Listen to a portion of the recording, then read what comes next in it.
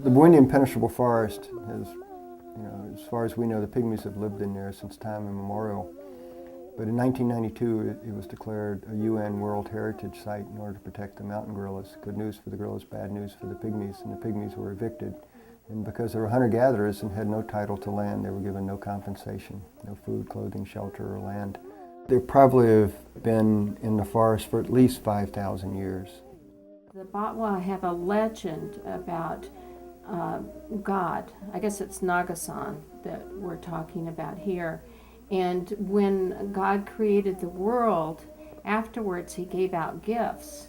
And so the first group that came got just fabulous things. The second group got maybe a little less, but really great stuff. But when the Batwa came, God went, "Oh my God, I forgot about you," and said, "I've given everything away, except for this forest. You can have this forest."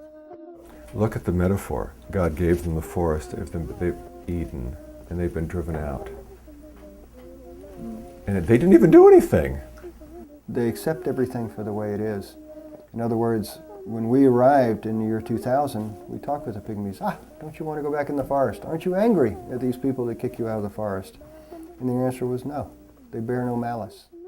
We see many tourists that come and they trek the mountain gorillas, which is a wonderful adventure.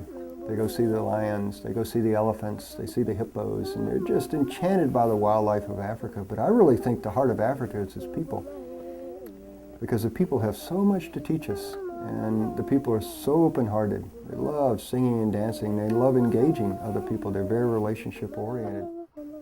The prediction of the future it can be done in Western terminology, but not in Batwa Pygmy terminology, because their language lacks a future tense.